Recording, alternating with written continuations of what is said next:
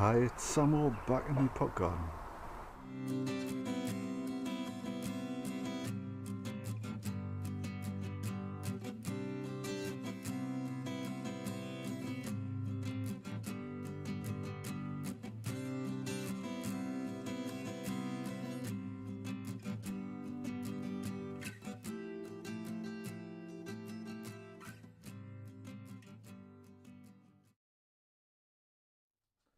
I showed you in the last video me harvesting some of my sweet corn.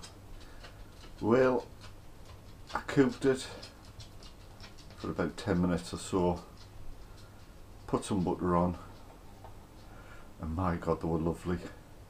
The kids, it was basically an all-out fight on who could eat more of it, because I just basically cut the corn off the cob into a bowl, and we were just like vultures. We just went on it, and as soon as we tasted it, oh, it was absolutely lovely. So I'm definitely going to make more sweet corn next year. The kids practically begged us to grow some more next year, so that's what I'll do. But yeah, that sweet corn was lovely. So next year, it's on my list.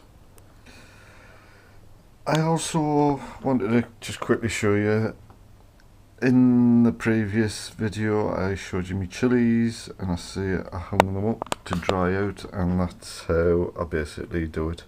It's just cotton thread. You can't you just about see it there. It's just a bit of cotton thread doubled, so a bit of strength, and you just basically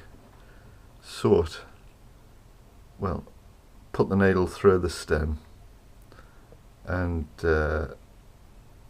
yeah, that's them there, one after another, all sorted. So in the warm kitchen, that'll not take long for them to dry out. So that's me chilies drying. This is a quick video to show you how I do my pickled beetroot. The variety might be mixed, but I think it's predominantly Chioggia. So we'll see how they go. So first I'm going to use this jar, seal with a rubber end, and as I said, I'm going to use the Sarson's pickling vinegar. So basically what you want is, I've got my beetroot here. This is my beetroot. There's the range from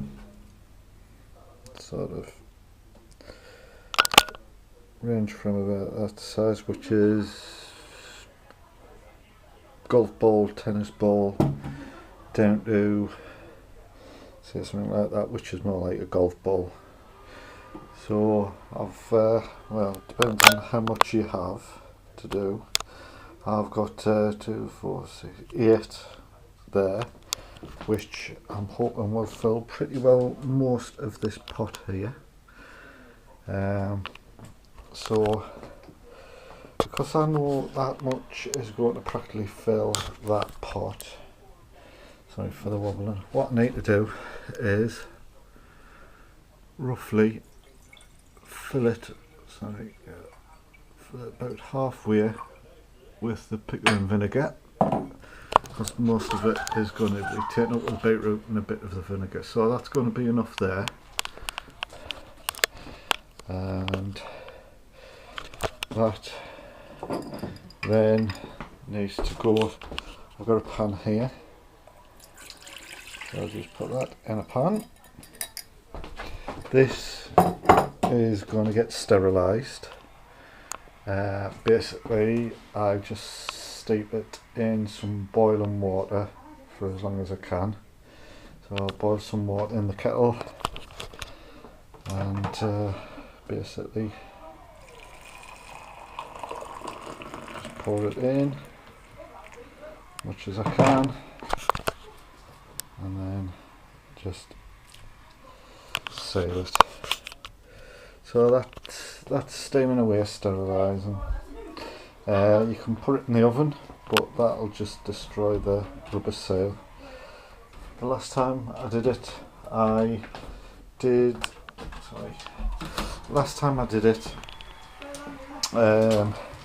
used this method, and I've still got it in the fridge a month, 2 months later, and it's not going to last that long, hence I'm making some more. So that's steaming away.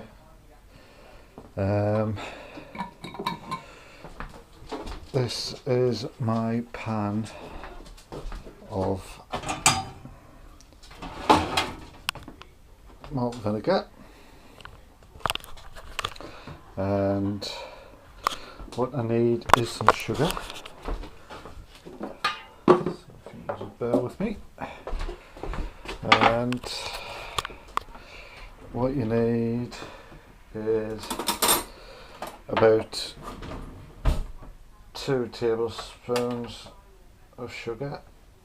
You can add it to taste, but I usually start off with 2. Okay, pan is lit. Go and stir or dissolve the sugar. Right, the pan has been on for literally a minute, and as you can see, all the sugar has dissolved, so I can switch that off now. In this pan I'm boiling some water to actually boil the beetroot, so I'll bring that to the boil and then I'll carry on in the video. This is my water, which as you can see is starting to boil. So I'll just show you this one because I thought it'd be cute. I'll switch it on. Oops. Close up. There. Right, cute. It's like butt cheeks or something. But yeah. Funny shaped one. A bit down there's the root. But yeah. They are my beetroot. Because these are chuggier and they don't bleed as much, I've trimmed off the top, which you don't normally or shouldn't normally do when you do it with the Detroit type beetroot, because if you cut them they bleed, as this here, which means a lot of the red dye comes out. But because these don't bleed like those, I've chopped the tops off, and now because that's boiling, it's just a case of dropping them in to cook. So they're all in there. So I generally cook these for about 10 to 20 minutes depending on the size. There's some smallish ones and some biggish ones, so I'll leave that to boil away for about 15 minutes, and then I'll come back and see if they've softened up, cooked enough. As I say, the idea is to cook them so they're still a little bit al dente inside. They've got a bit of a bite to them. Well, at least that's how I like it. So I'll leave them for 15 minutes and I'll come back and show you how I do the rest. Right, it's been about 20 minutes that these have been boiling, and if all you do is push your knife in, and if it can do it quite easily, then you just if you like them a bit more bite to them, or softer, then shorten or lengthen the cooking time. So that's them done. So the next stage is to strain them off.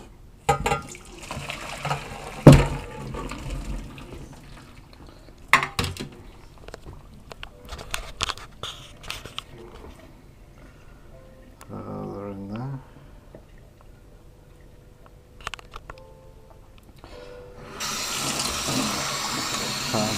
If you like, just quick rinse, cold water. That's it. Then just leave them for about 5 minutes to cool down before you start handling them, because they'll be red hot.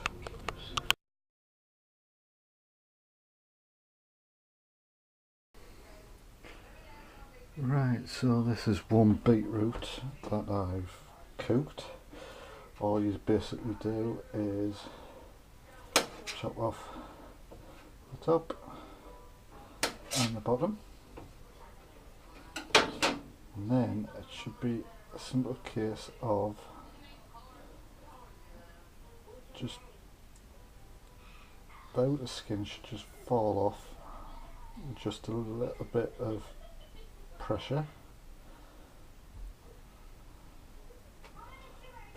like that. Just if there's any marks, just run over it. There you go. And then it's just a simple case of cutting slices.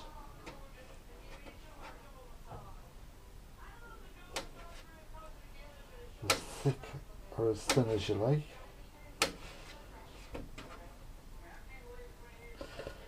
So there you go.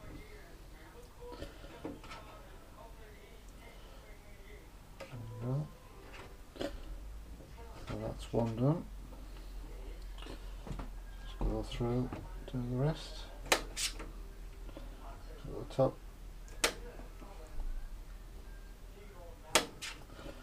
Cut the bottom, as you say, outer skin just falls off. If there's any blemishes, I do, let's just chop them off, and as I say, cut into slices as thick or as thin as you like. There you go. Very nice. Little baby one.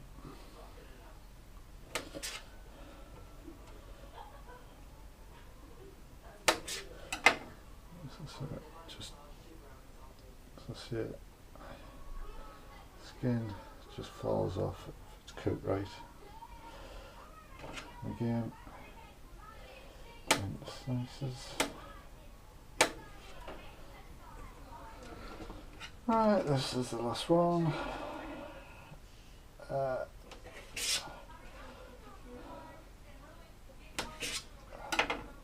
Sometimes the skins don't take much to come off, like that one. Let's see, just trim off a few other bits if you got any, and then slice, and there you go. Lovely sliced beetroot.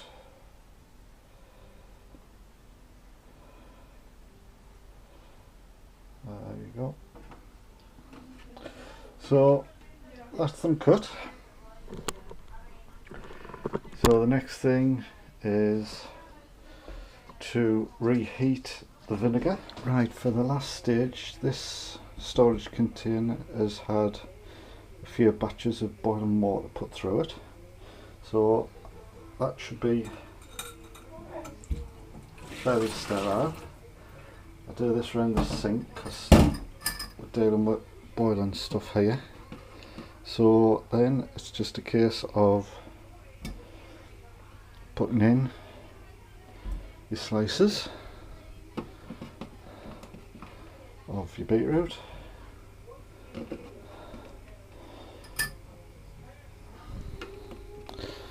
which shouldn't take too long.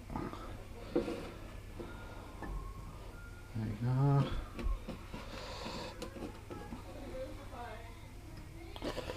As you can see,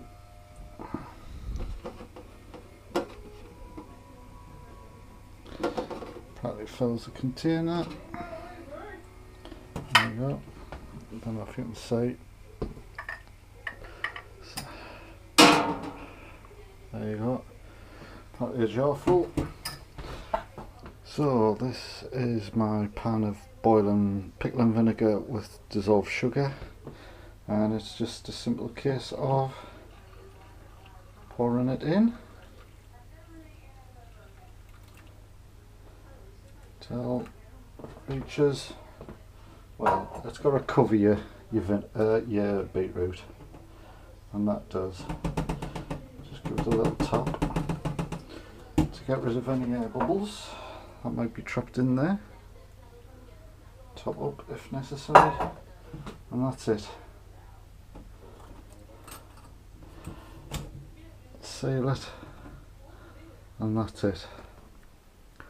Okay, just as a comparison, that is a jar of the Detroit beetroot, which is the one that stains everything red.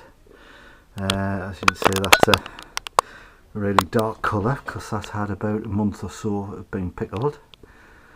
That is the Chioggia, and well, it does still have a ring pattern around it. It's not as dark as that one because obviously it doesn't produce as much red dye, whatever it is, but it may darken a bit with age, but that now can be left in a cool or fridge place for a couple of weeks for the beetroot to pickle, and then it's ready to enjoy. So that is how I pickle my beetroot. It's a fairly straightforward and easy method, but it's very quick, and well, to me it produces a nice product at the end of it. So I hope you enjoy it. Hope you enjoyed the video, I should say, and if you use this method, I hope you enjoy the end product. So until next time, see you later.